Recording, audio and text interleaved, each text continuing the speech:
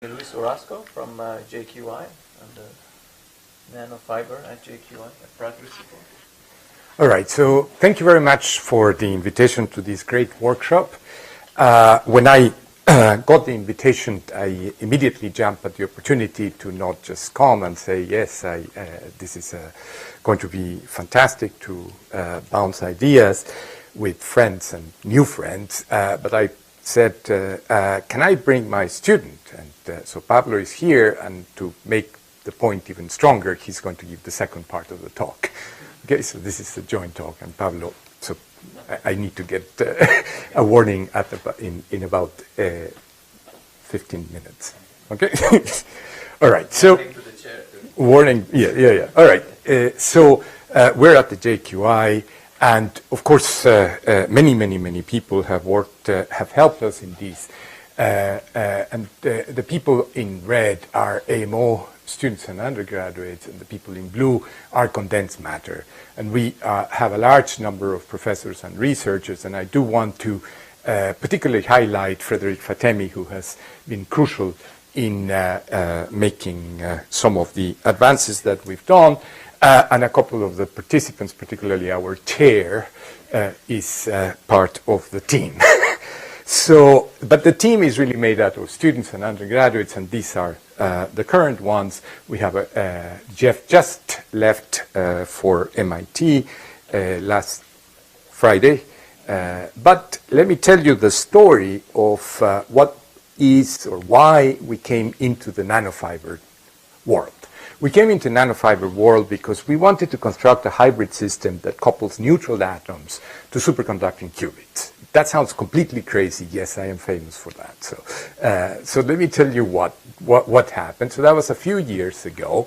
But because of the great, let's call it platform that the nanofiber came out, we are starting to explore the nanofiber more and more. And this is the why it was very useful for us to come to this workshop and learn some more. The original idea, and for example, Mohammed helped us figure out some of the protocols that could be applied.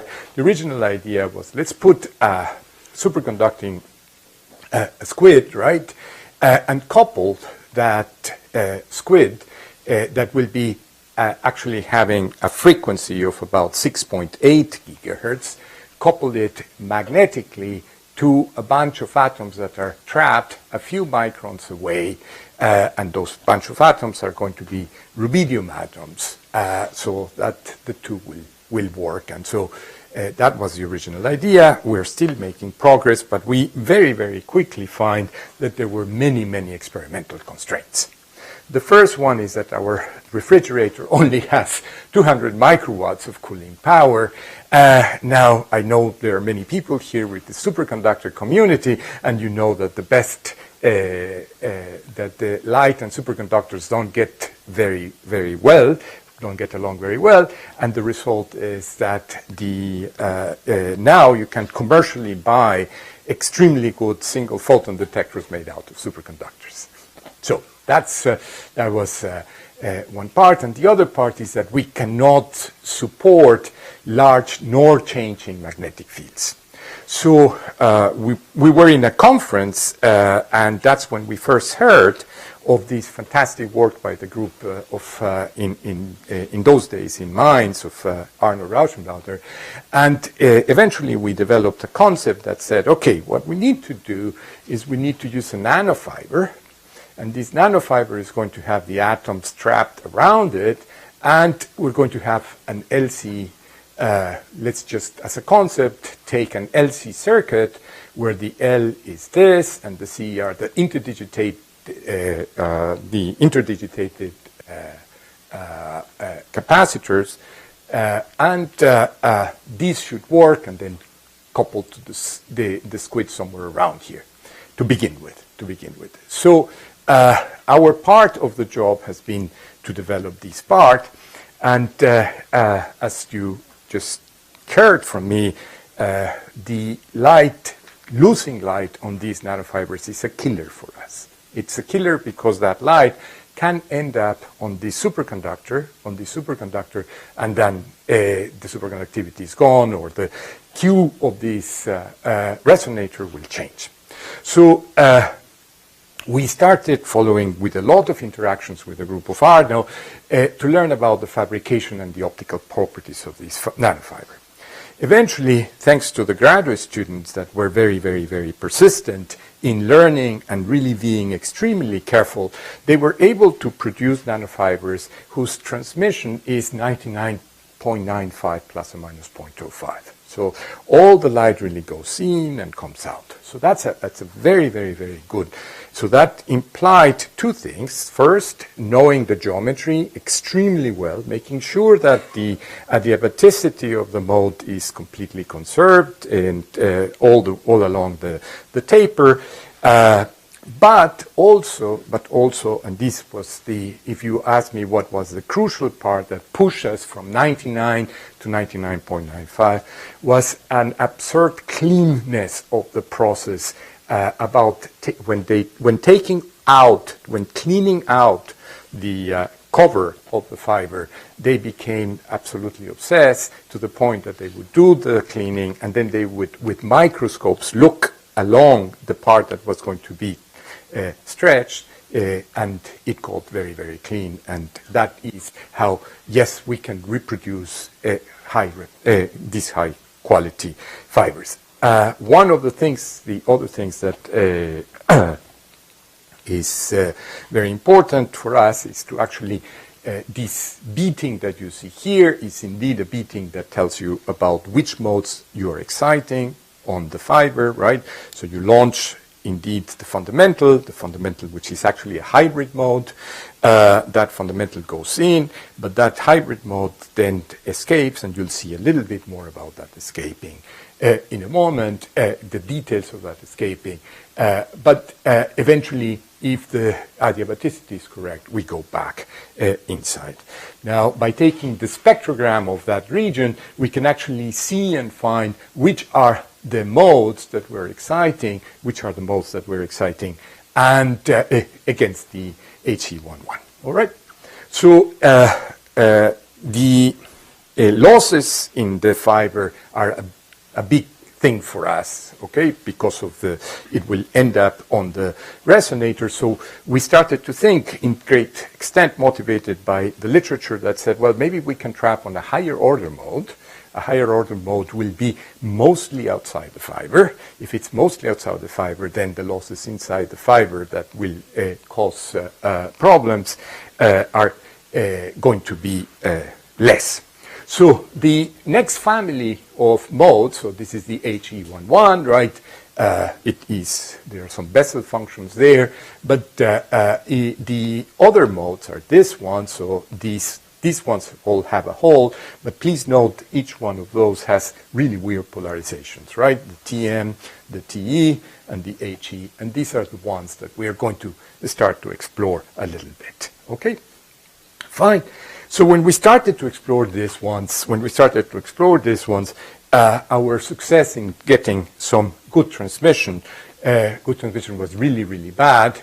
So we would launch a couple of those modes in there, and at a certain value of the V parameter, which depends on the radius, right, the higher order mode will escape to the cladding, and eventually the inside it will escape later on out of the cladding and dissipate, and eventually you would end up with this guy. So our initial results, you can see all these beating in this region where we have an enormous number of modes over here in the cladding. Lots of things are beating, and the transmission was really bad. Eventually, by understanding again the geometry pretty well, having very, very small angles, 0.4 milliradians of taper, we're able to reach about 97% of transmission. And these are higher order modes. But do we control and do we know what is going on? Do we control and that we know? I think the answer is starting to be yes. So when we launch one of these higher order modes, and you can see that this is a higher order mode because you can actually see this is Rayleigh scattering. Rayleigh scattering, an image with a microscope on top of it. We launch a mode, and you can see the zero of that mode because of the polarization and all the things are like that, right? So it's just like that. And then at this point here, which I am zooming out here, at this point here, this mode comes out. This mode escapes. This is what I was showing you earlier today. This mode escapes from the core into the cladding. Now, the one thing that I really like about this picture is that it goes into so many modes into the cladding that your ray optics becomes correct, right? So you can see now it's just bouncing off and the frequency is changing, all right? And so eventually, yes, it goes into here, and one is able to see that region.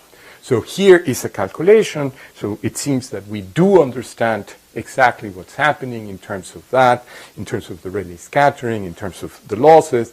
And eventually, one of the very interesting things that one can get out of this, if you just find out on the center, you see the power on the core, you can actually sort of see the core. You can see the power on the core. The power on the core is doing this, right, by integrating from the figure. And you can see how long does it take for the mode to escape. How long does it take, right? And it's a very, very small distance over which it does escape, right? Within with 1 milliradian angle, it is about 40 nanometers what you need to escape, all right?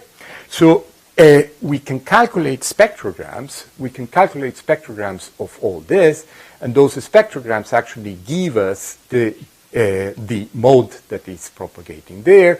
But one of the important things is that it suffers, this method just taking the spectrogram, suffers from the enormous excess of scattering, and it's limiting our ability to observe clearly the beat frequencies.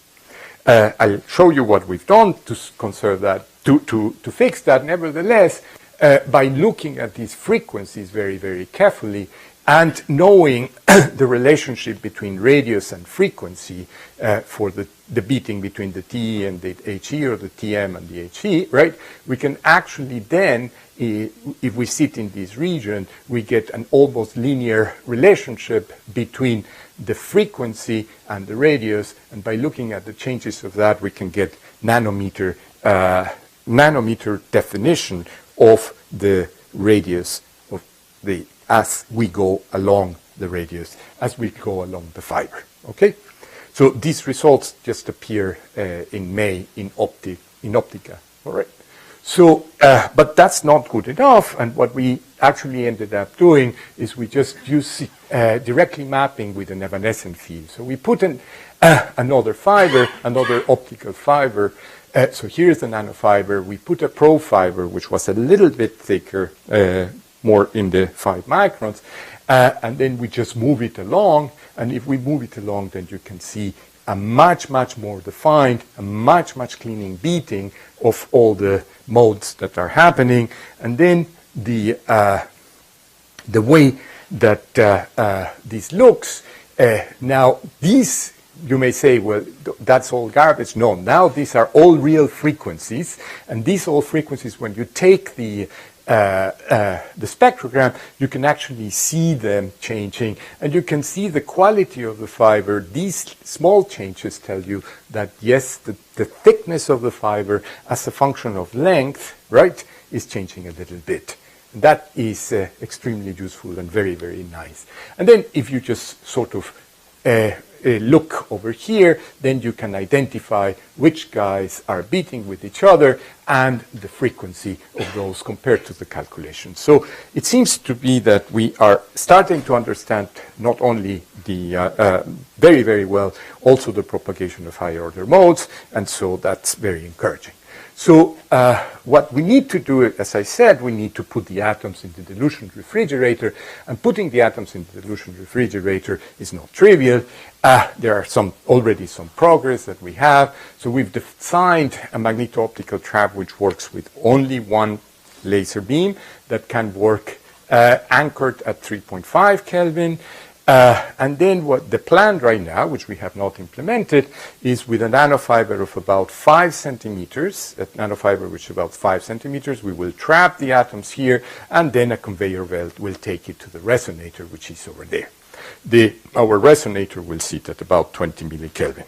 We've done tests about the heat loads, and the heat loads seem to be under control. This summer, we started to produce very long fibers, and the long fibers are starting to have transmissions above 97%, 98, 99. So let's hope that we can get to the 99.9 soon, right? It's a matter of relearning how to clean the fibers. And then the last thing before I pass this to Pablo is to show you that we also have, and we have demonstrated to our satisfaction, a way to know that we've placed the fiber in the right place with respect to the chip. The LC circuit, if it is illuminated, and the illumination, believe me, is power at the order of picowatts, the power of the order of picowatts falling into the chip, changes the line width of our resonator or changes the resonance frequency of the resonator. And so what we actually do is we move the fiber up and down, and if you position the fiber here, you will have a minimum. Because the chip is actually transparent, so if you put it here, you still illuminate the capacitor and the inductor. If you put it over here, you illuminate mostly the capacitor. And if you put it in the right place, which would be around here, you don't do that. So with that, I would pass, but I will take questions if you have. I will pass it to Pablo for the second part.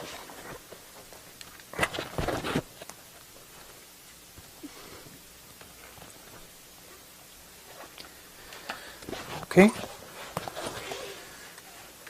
So, thank you, Luis, for the very nice introduction. But seriously, thank you for the opportunity of let me talk a little bit about some of the things we do in the lab. So, basically, before putting the atoms into the dilution fridge or working with higher order mode, we wanted to step back a little bit just to be able to understand the behavior of atoms, trapped or untrapped, around the optical nanofiber.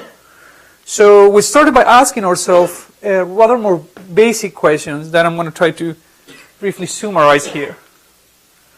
So the first question we ask ourselves is, how does the presence of the nanofiber modify the spontaneous emission rate of an atom placed close to it? Of course, I'm not going to claim that this question is new.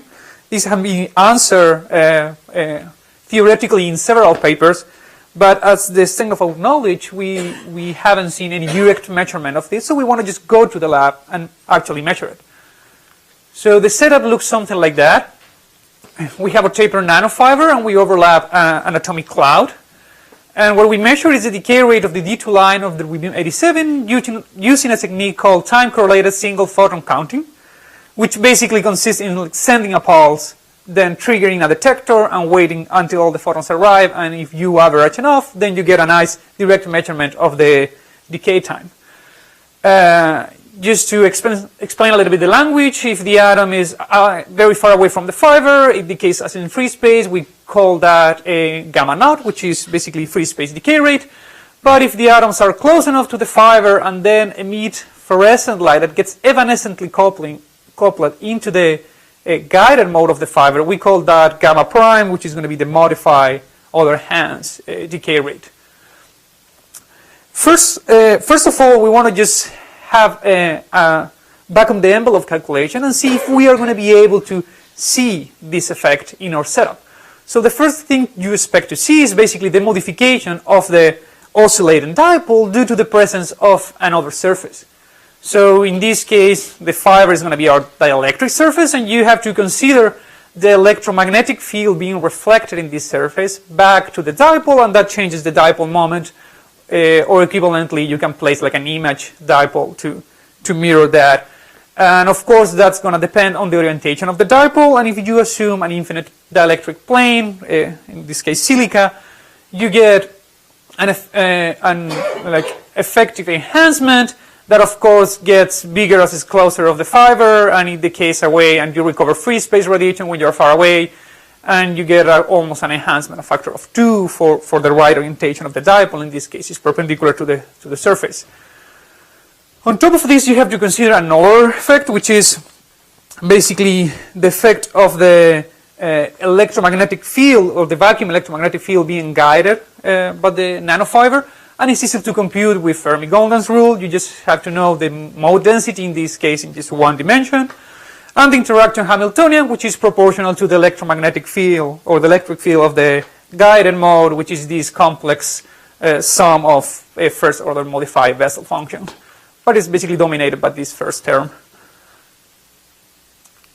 Now, if you compute that for our system, the emission enhancement parameter that you can think of proportional to the probability of emit a photon into the guided mode looks something like this, that of course gets bigger as the atom gets closer to the fiber surface. So basically the total enhancement, or the total modification of the decay rate, is going to be the sum of these two contributions, and both depends on the radius. So you say, okay, great, let's place all atoms very close to the fiber surface and let's measure this huge enhancement. But of course life is not that easy. If you place a cloud of cold atoms around the optical nanofiber, van der Waals is going to start to accelerate atoms towards the surface, so you have a decreasing density of atoms close to the surface, so you effectively don't see any atoms closer than a few tens of nanometers. So what you actually have to do is make a special average over the atomic density, and just like a back of the envelope calculation, as I was saying, you get an enhancement of roughly 7%. That's what we expect to measure, and it's eventually a measurable quantity. So we went to the lab. The setup looks something like this. We have a cloud of cold atoms from a magneto-optical trap. We generate pulses, and we use them to modulate the amplitude of an optical beam with an electro-optical modulator. And we set these pulses perpendicular to the fiber into the atomic cloud. We measure two different things. One, to calibrate the system, and just to be sure that we are measuring the right thing. We just move the fiber away from the mud, which send the pulses, and we collect light out here just to measure the free space decay rate, to have like a reference line. And then when you place the fiber where the mud is, you can send the pulses and then collect the light that gets evanescently coupled into the guided mode. The data for free space looks something like this. If you feed the exponential decay, well, we got 26.5 nanoseconds decay time, which is pretty close to the value that is in the literature. So we know that we're in the right track, and we're going to use this value as a reference for the next comparison. And for measuring the enhanced decay rate, well, in this case, the lifetime is 24, well, that's a typo there, is 24 nanoseconds. It's not that slow. And if you compare both ratios, we actually measure a 6.5% enhancement, which is pretty close to our like theoretical prediction. Of course, we still have systematic errors. One of them is the imperfect shape of the driving poles. We have to count for offset magnetic fields, atomic cloud densities, and that sort of stuff. But so far, we know that we are dominated for the imperfect shape of the driving poles. So we're working to improve that. The next things we want to do about is, besides improving the measurements, we also want to test these enhancements as a function of the orientation of the dipole in the fiber surface, just with different polarizations, basically. And also we are thinking in just sending a little bit of blue detuned light down the fiber to cancel van der Waals and then overcome these kind of like low density of atoms around fiber surface. The next question I want to talk about is something that came up from the overall problem that Luis mentioned, which is putting this system into a dilution of rate. And the question is how to determine the temperature of an atomic cloud without any optical access. As Luis mentioned, in this kind of system that has like so little cooling power, we don't have optical access. So we need to extract all the information we can just for what we've got, basically. So how can we do this? The answer, of course, is going to be nanofibers. That's what we do. Basically, what we do is we infer the atomic cloud temperature by measuring intensity-intensity correlation of the fluorescent photons that are evanescently coupled into the nanofiber. So you're all familiar with this kind of G2 correlation function, and we know that for uncorrelated emitters, it looks something like this. What this is basically the field-field correlation of a single atom, and this is the intensity-intensity correlation of a single atom, of a single emitter, and this is the average number of atoms within a time window. The last term can be recognized as the anti-bunching term, and actually we observe bunching and anti-bunching just by overlapping the atomic cloud into the fiber and collecting fluorescence. We can tune the number of atoms just with the rubidium dispenser, and we can see anti-bunching, meaning like an average an atom or so interacting with the fiber at the same time. Or if we crank up the number of atoms, we can get bunching. I think this one is something like 6 atoms interacting at the same time with the nanofiber. This is a pretty neat effect. It has been done before. We are not interested in this time scale. We actually want to look at a much longer time scale. We want to use an effect that is defined at transit time. And it's the fact that the guided mode has a mode structure that looks like this. So as the atoms pass by, it's going to emit and signal its position. But then when it's like far enough, is the probability of coupling another photon inside the mode is going to be really small. So you have to count that when you calculate the G2 function, and actually it comes in the form of a temporal envelope of these terms that is, of course, proportional to the mode shape and the atomic velocity. So by knowing the mode shape, we can get information of the average atomic velocity. The setup is really simple. We just overlap a nanofiber with an atomic cloud. We collect fluorescence here, and we have 2 different detectors just to overcome the dead time of the detector. And the data looks something like that. Basically, this is the modified Bessel function that dominates the mode shape. And of course, it's always very nice to verify Maxwell equations are right in a different way, and this is the way to verify that that's the mode we calculate, actually. And if you look the time scale involved in this kind of process, you can get information of the temperature, because it is going to be proportional to basically that's the proportionality constant. Q is meaning the spatial extent of the mode, and this is proportional to the most probable velocity. So when we plot these characteristics passage time of the atoms through the mode as a function of the temperature, we get a plot that looks something like this. This is just a fit of the equation I just showed you. And we know now that we can get a very good estimate of what the temperature of the atoms is when we do not have any optical access, basically, right? We don't do absorption or transmission or any kind of technique to measure temperatures. Because all of this is just to get a better understanding of what's the dynamic of the atoms around the fiber, we wanted to do some simulations. So basically, I'm not going to explain it here how it all works, but we did trajectory simulations. We have basically a velocity distribution for different atoms. We simulate its trajectory and the effects of van der Waals forces, basically bending the trajectory of the atoms around the fiber, how this introduces light shifts and everything.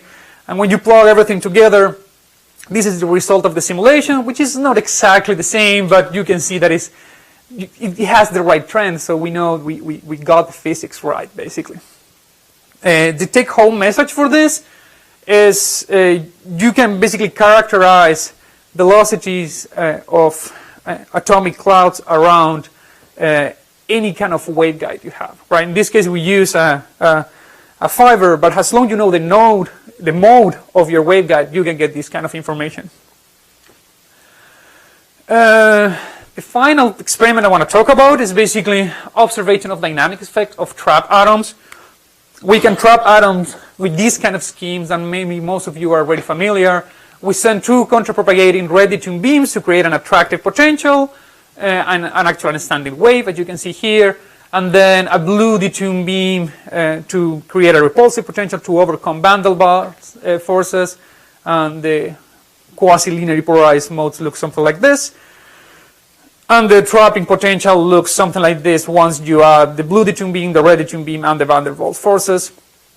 And For the trap we usually trap between 100 and 500 atoms for around between 10 milliseconds to 25 or 30 milliseconds. The setup I want to describe right now is just basically an heterodyne detection technique. We have all the trapping beams we need for a trap. We send a probe beam that we sample a little bit to send through the nanofiber, and we get most of it to create a local oscillator that we shift for megahertz.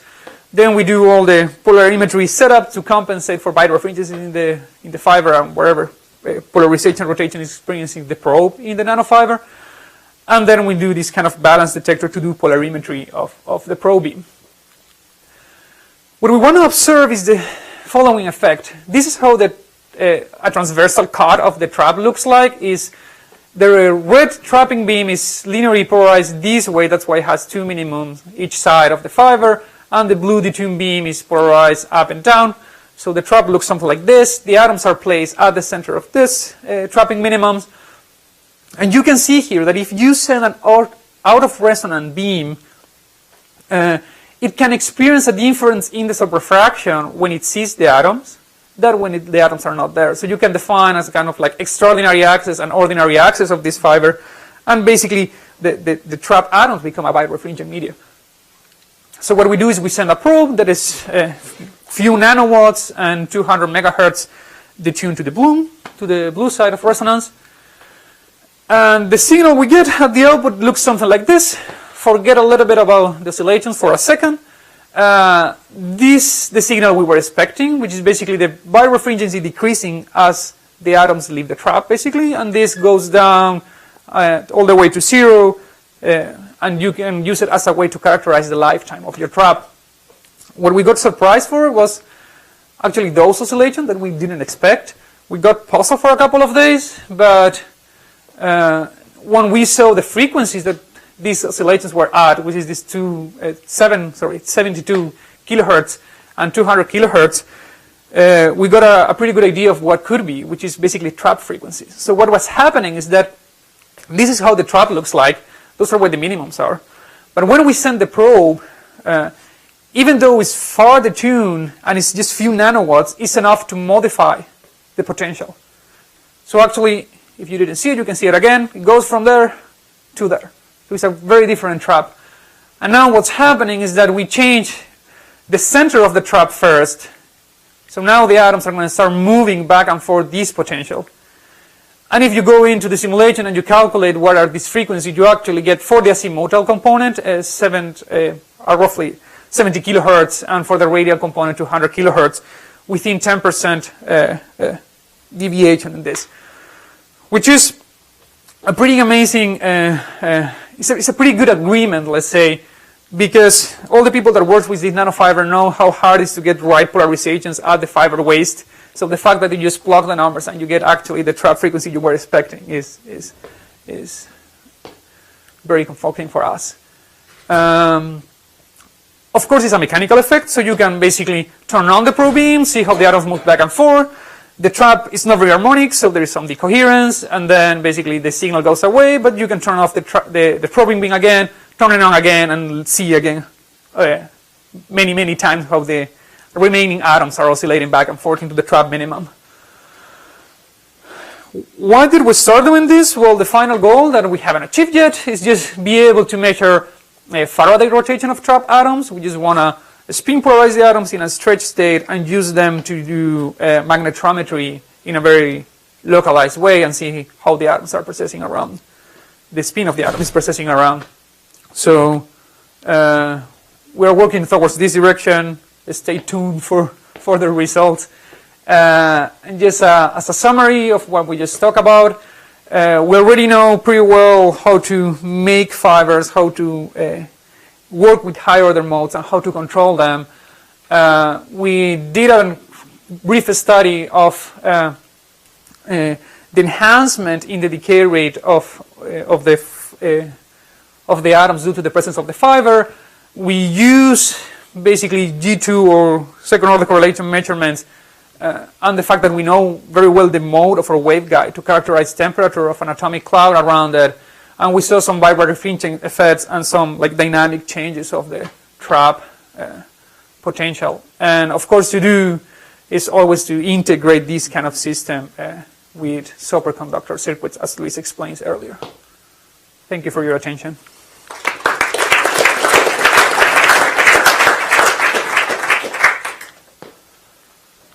Questions for both speakers?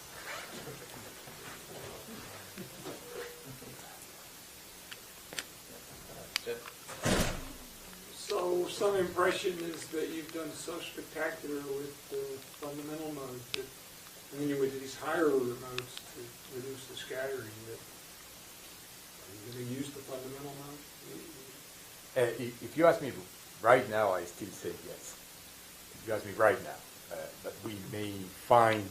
You see, one of the things that we didn't stress here is that the TE or the TM, those don't have longitudinal components. And so that, if it becomes a real serious problem, we just go there. Okay? So the main reason why Pablo hasn't been successful with the Faraday rotation is the enormous magnetic field. Right? I think you measured like 20, the equivalent of 20 gauss, if I remember correctly. Always depends on the strength. Yeah. So that is one thing that we have in the form. Okay. So you had a signal where you could estimate the track frequencies from, and from what I saw, you only saw two frequencies, right? Yes. So the third direction, do you see any influence of that? Is there a coupling between the most degrees of freedom, or? No, we don't see any signal from the coming from the z direction, because basically what we're looking at is this birefringent effect. So we can look the atoms moving basically back and forth asymptotically. That changes the birefringency pretty obviously. And also when they move radially, the coupling, basically how big the birefringency is, also changes. But in terms of the z component, for us so far it's completely invisible. Yeah. So we don't have evidence of that. So do you see an effect of the motion of the coupling between the R and the phi motion? Because that's, I mean, the degrees of freedom are not really decoupled, right? It's not oscillator. Because that's a current potential. Do you see any effect of that? We've wondered of that, and I don't have a clear answer. Because at the beginning, we were a little bit puzzled for these two clear frequencies. We were expecting some kind of like effective frequency of the atom doing this kind of coupled motion, but we can clearly see both frequencies. So yeah, I don't have an answer why we see both of them, but they are pretty clear.